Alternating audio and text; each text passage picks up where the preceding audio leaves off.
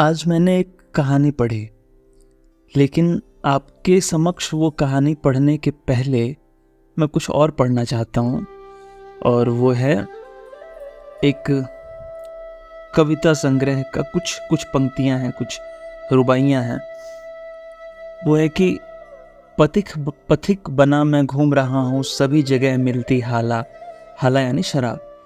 पथिक बना मैं घूम रहा हूँ, सभी जगह मिलती हाला।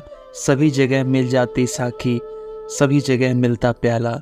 मुझे ठहरने का है मित्रों, कष्ट नहीं कुछ भी होता। मिले ना मंदिर मिले ना मस्जिद, मिल जाती है मधुशाला। मुसलमान और हिंदू हैं दो, एक मगर उनका प्याला। एक मगर उनका मदिरालय, एक मगर उनकी हाला। दोनों रहते एक न जब तक मंदिर मस्जिद जाते। बैर बढ़ाते मस्जिद मंदिर, मेल कराते मधुशाला। या फिर ये कि अच्छा, ये जो है वो मधुशाला से है, जिसको हरिवंश राय बच्चन ने लिखा था।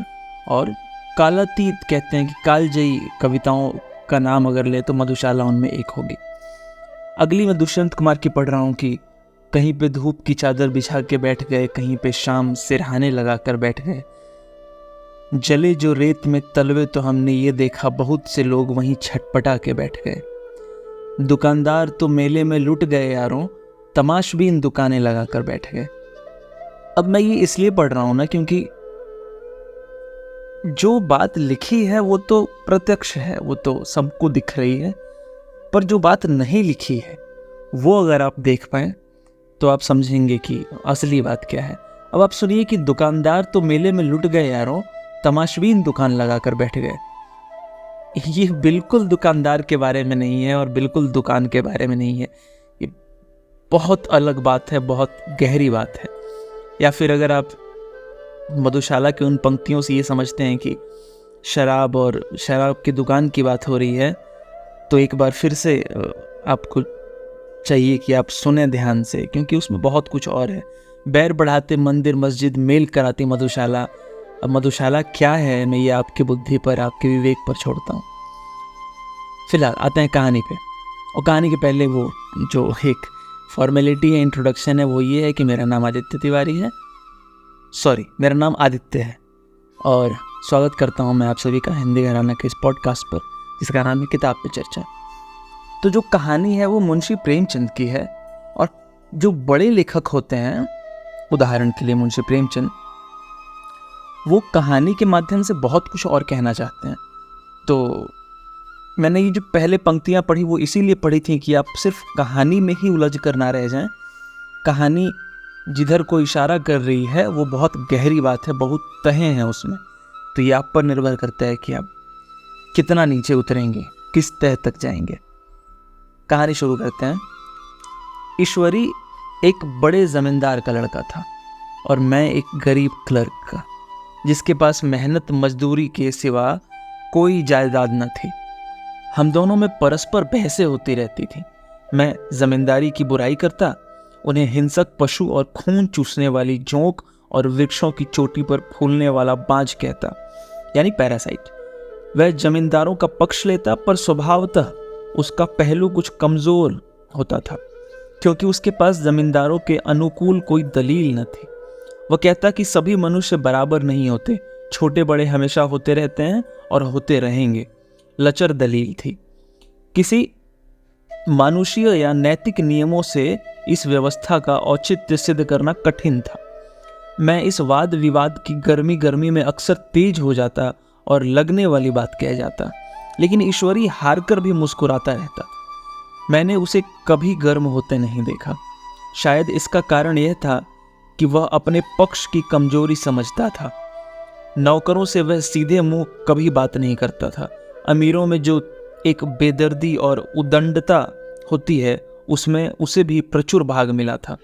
नौकर ने बिस्तर लगाने में जरा भी देर कर दी, दूध जरूरत से ज्यादा गर्म या ठंडा हुआ, साइकिल अच्छी तरह साफ नहीं हुई तो वह अपने आपे से बाहर हो जाता।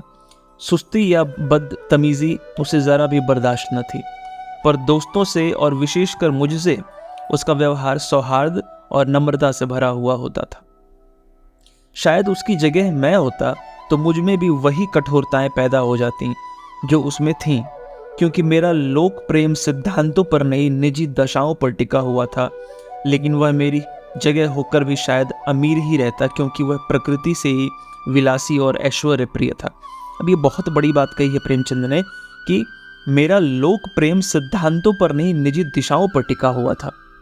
ठीक है, आगे बढ़ते हैं। अब की दशहरे की छुट्टियों में मैंने निश्चय किया कि घर न जाऊंगा। मेरे पास किराए के लिए रुपए न थे और ना घर वालों को तकलीफ देना चाहता था। मैं जानता हूँ वे मुझे जो कुछ देते थे वह उनकी हैसियत से बहुत ज़्यादा था। उसके साथ ही परीक्षा का ख्याल था। अभी बहुत कुछ पढ़ना था। बोर्डिंग हाउस में भूत की तरह अकेले पड़े रहने को भी जीना चाहता था। इसलिए जब ईश्वरी ने मुझे अपने घर का न्योता दिया तो मैं बिना आग्रह के राजी हो गया। ईश्वरी के साथ परीक्षा की तैयारी खूब हो जाएगी। वह अमीर होकर भी मेहनती और जहीन था। उसने इसके साथ ही कहा, लेकिन भाई एक बात का ख्याल रखना, वहां अगर जमींदारों की निंदा की तो मामला बिगड़ सकता है और मेरे घर वालों को बुरा लगेगा।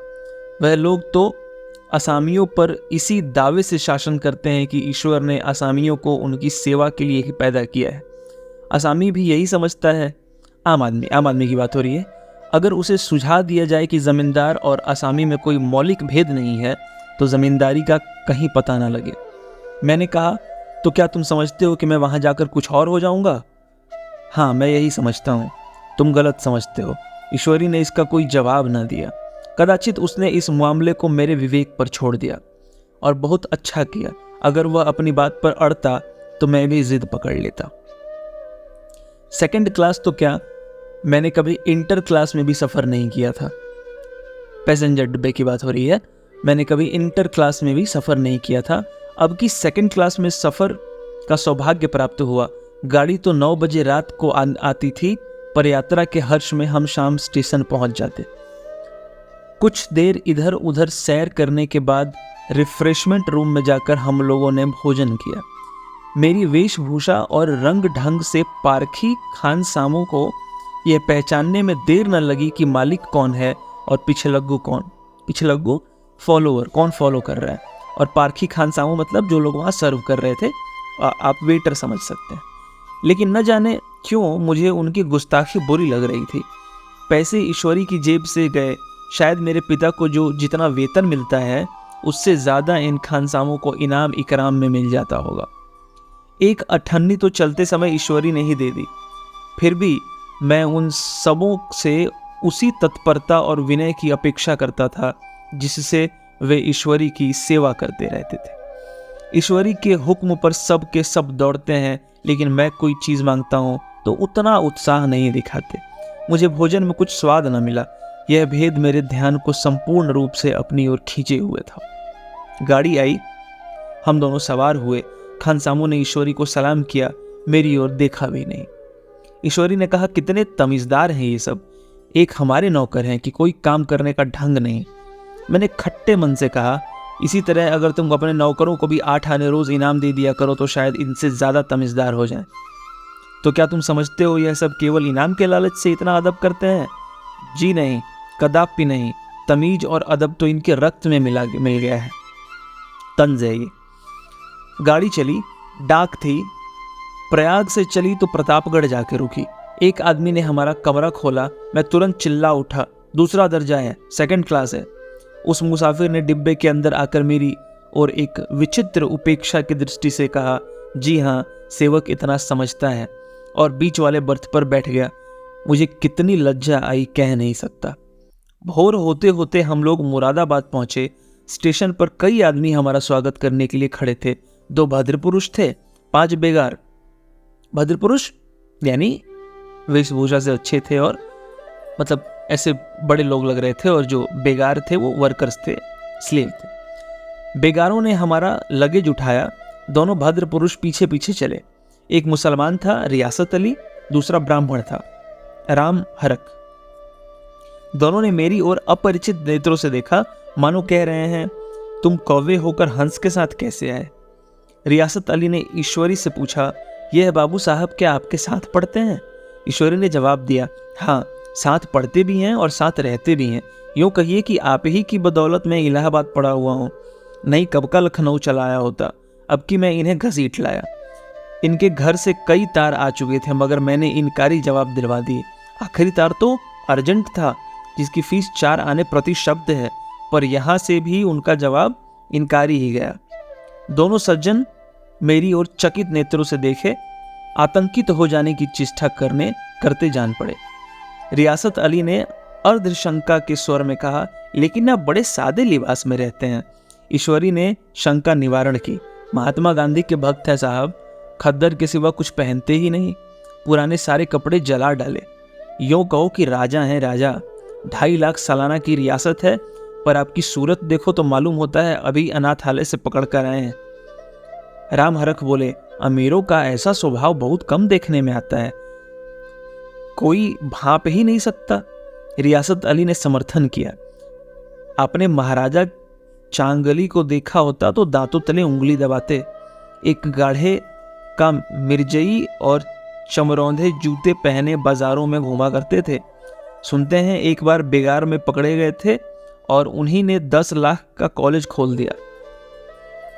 मैं मन ही मन कटा जा रहा था, पर न जाने क्या बात थी कि यह सफ़ेद झूठ उस वक्त मुझे हास्यास्पद न जान पड़ा। उस कल्पित वैभव के समीप तर आता चला गया। मैं शहसवार नहीं हूँ, हाँ लड़कपन में कई बार लद्दू घोड़ों पर सवार हुआ हूँ। यहाँ देखो तो 2 कला रास घोड़े हमारे लिए तैयार खड़े थे। मेरी तो जान ही निकल गई। सवार तो हुआ पर बोटियाँ काँप रही थीं। मैंने चेहरे पर शिकन न पड़ने दिया। घोड़े को ईश्वरी के पीछे डाल दिया। खैरियत यह हुई कि ईश्वरी ने घोड़े को तेज ना किया, वरना शायद मैं हाथ पैर तुड़वा कर ही लौटता। संभव है ईश्वरी ने समझ लिया हो कि यह कितने पानी में है। ईश्वरी का घर क्या था? किला था। इमाम बाड़े का सा फाटक, द्वार पर पहरेदार टहलता हुआ, नौकरों का कोई हिसाब नहीं, एक हाथी बंधा हुआ था। ईश्वरी ने अपने पिता, चाचा, ताऊ आदि सबसे मेरा परिचय कराया और उसी अतिशयोक्ति के साथ ऐसी हवा बांधी कि कुछ ना पूछिए। नौकर चाकर ही नहीं, घर के लोग भी मेरा सम्मान करने लगे। देहात के जमींदार लाखों का मुनाफा, मगर पुलिस कांस्टेबल को अफसर समझने वाले। कई महाशय तो मुझे हुजूर हुजूर कहने लगे। जब ज़रा एकांत हुआ तो मैंने ईश्वरी से कहा, तुम बड़े शैतान हो यार, मेरी मिट्टी क्यों पलीत कर रहे हो? ईश्वरी ने दृढ़ मुस्कान के साथ कहा, इन गधों के सामने यही चाल जरूरी थी, वरना सीधे मुंह बोलते भी नहीं तुमसे। जरा देर के बाद नाई हमारे पांव दबाने आया। कुंवर लोग स्टेशन से आए हैं, थक गए होंगे। ईश्वरी ने मेरी ओर इशारा करके कहा, पहले कुंवर साहब के पांव दबा। मैं चारपाई पर लेटा हुआ था। मेरे जीवन में ऐसा शायद ही कभी हुआ हो कि किसी ने मेरे पांव दबाए हों। मैं इसे अमीरों के चोचले, रईसों का गधापन और बड़े आदमियों की मुटमर्दी और जाने क्या क्या कहकर ईश्वरी का परिहास किया करता था, और आज मैं पोतड़ों का रईस बनने का स्वांग भर रहा था। इतने में 10 बज गए। पुरानी सभ्यता के लोग थे। नई रसोई अभी केवल पहाड़ की चोटी तक पहुंच पाई थी। अंदर से भोजन का बुलावा आया। हम स्नान करने चले गए। मैं हमेशा अपनी धोती खुद छांट लिया करता हूँ, मगर यहाँ मैंने ईश्वरी की ही भांति अपनी धोती भी छोड़ दी। अपने हाथों अपनी धोती छांटते शर्म आ रही थी। छांटना, मुझे लगता है कि धोती को संवारना, उसको फोल्ड करना है ना, तो उसको छांटना कह रहे हैं यहाँ पे। अंदर भोजन करने चले गए। हॉस्टल में जूते पहले मेज पर जा डटते थे। यहाँ पांव धोना आवश्यक था। कहार पानी लिए खड़ा था। ईश्वरी ने पांव बढ़ा दिए। कहार ने उसके पांव धोए। मैंने भी पांव बढ़ा दिया। कहार ने मेरे पांव भी धोए। मेरा वह विचार न जाने कहाँ चला गया था। सोचा था वहाँ देहात में एकाग्र होकर खूब पढ़ेंगे, पर यहाँ सारा दिन सैर सपाटे में कट जाता था। कहीं नदी के बजरे पर सैर कर रहे हैं, कहीं मछलियों या चिड़ियों का शिकार खेल रहे हैं, कहीं पहलवानों की कुश्ती देख रहे हैं, कहीं शतरंज पर जमे हैं। ईश्वरी खूब अंडे मंगवाता और कमरे में स्टोव पर आमलेट बनते। नौकरों का एक जत्था हमेशा घेरे रहता। अपने हाथ पांव हिलाने की कोई ज़रूरत ही नहीं थी, केवल जबान हिला देना काफ़ी है। नहाने बैठो तो आदमी नहलाने के लिए हाजिर, लेटो तो आदमी पंखा झेलने को खड़े। मैं महात्मा गांधी का कुंवर चेला मशहूर था। भीतर से बाहर तक मेरी धाक थी। नाश्ते में ज़रा भी देर होने पाए, कहीं कुंवर साहब नाराज ना हो जाएं, बिछावन ठीक समय पर लग जाए, कुंवर साहब के सोने का समय आ गया है। मैं ईश्वरी से भी ज़्यादा नाजुक दिमाग बन गया था, या बनने पर मजबूर किया गया था। ईश्वरी अपने हाथ से बिस्तर बिछा लेता, लेकिन कुंवर मेहमान अपने हाथों से कैसे अपना बिस्तर बिछा सकते थे? उनकी महानता में बट्टा जो लग जाता। एक दिन सचमुच यही बात हो गई। ईश्वरी घर में था, शायद अपनी माता से कुछ बातचीत करने में देर हो गई होगी। यहाँ 10 बज गए थे। मेरी आंखें नींद से झपक रही थीं, मगर बिस्तर कैसे लगाऊं? कुंवर जो ठहरा। कोई 11:30 बजे महरा आया। बड़ा मुंहलगा नौकर था। घर के धंधों में मेरा बिस्तर लगाने की उसे सुध ही न रही। अब जो याद आई तो भागा हुआ आया। मैंने ऐसी डांट बताई कि उसने भी याद किया होगा। ईश्वरी मेरी डांट सुनकर बाहर निकल आया और बोला, तुमने बिल्कुल अच्छा किया, यह सब हरामखोर इसी व्यवहार के योग्य हैं। इसी तरह ईश्वरी एक दिन एक जगह दावत में गया हुआ था। शाम हो गई, मगर लैंप मेज पर रखा हुआ था। दिया सलाई भी थी, लेकिन ईश्वरी खुद कभी लैंप नहीं जलाता था। फिर कुंवर साहब कैसे जलाते? मैं झुंझला रहा था। समाचार पत्र आया रखा हुआ था, जी उधर लगा हुआ था, पर लैंप नदारद। दैव योग से उसी वक्त मुंशी रियासत अली आ गए। मैं उन्हीं पर उबल पड़ा। ऐसी फटकार बताई कि बेचारा उल्लू हो गया। तुम लोगों को इतनी फिक्र भी नहीं कि लैंप तो जलवा दो? मालूम नहीं ऐसे कामचोर आदमियों का यहाँ कैसे गुजर होता है। मेरे यहाँ घंटे भर निर्वाह ना हो। रियासत अली ने कांपते हुए हाथों से लैंप जला दिया। वहाँ एक ठाकुर अक्सर आया करता था, कुछ मनचला आदमी था, महात्मा गांधी का परम भक्त। मुझे महात्मा जी का चेला समझकर मेरा बड़ा लिहाज करता था, पर मुझसे कुछ पूछते संकोच करता था। एक दिन मुझे अकेला दिखकर आया और हाथ बांधकर बोला, सरकार, तो गांधी बाबा के चेले हैं आप।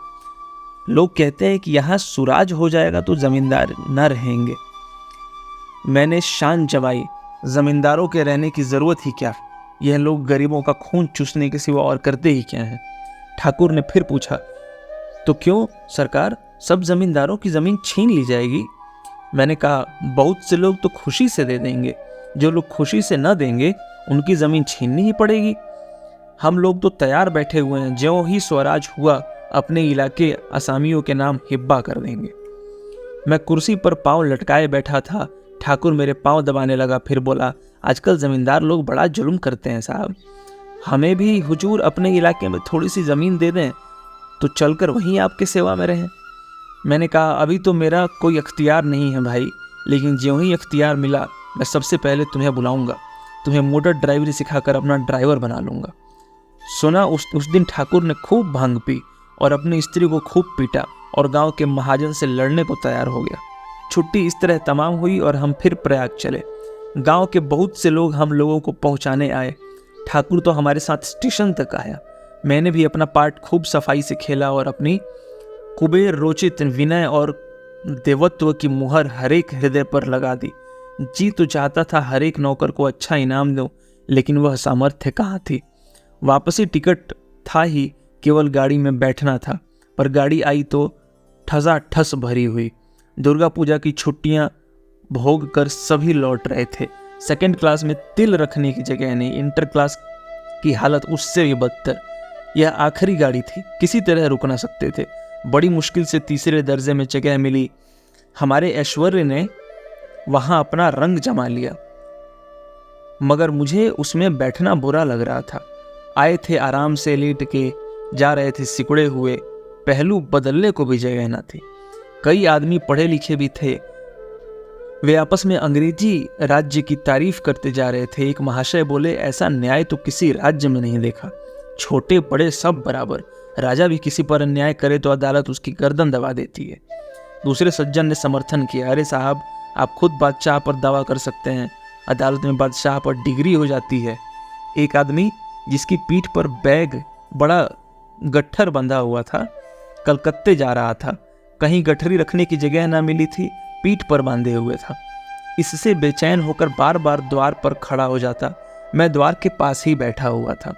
उसका बार बार आकर मेरे मुंह को अपने गठरी से रगड़ना मुझे बहुत बुरा लग रहा था। एक तो हवा यूं ही कम थी, दूसरे उस गंवार को आकर मेरे मुंह पर खड़ा हो जाना मानो मेरा गला दबाना था। मैं कुछ देर तक जब्त किए हुए बैठा रहा। एकाएक मुझे क्रोध आ गया। मैंने उसे पकड़कर पीछे ठेल दिया और 2 तमाचे जोर जोर से लगाए। उसने आंखें निकालकर कहा, क्यों मारते हो बाबूजी, हमने भी किराया दिया है। मैंने उठकर 2-3 तमाचे और जड़ दिए। गाड़ी में तूफान आ गया। चारों ओर से मुझ पर बौछार पड़ने लगी। अगर इतने नाजुक मिजाज हो तो अव्वल दर्जे में क्यों नहीं जाते? कोई बड़ा आदमी होगा तो अपने घर का होगा, मुझे इस तरह मारते तो दिखा देता। क्या कसूर किया था बेचारे ने? गाड़ी में सांस लेने की जगह नहीं, खिड़की पर जरा सांस लेने खड़ा हो गया तो उस पर इतना क्रोध। अमीर होकर क्या आदमी अपनी इंसानियत बिल्कुल खो देता है? यह भी अंग्रेजी राज है जिसका आप बखान कर रहे थे।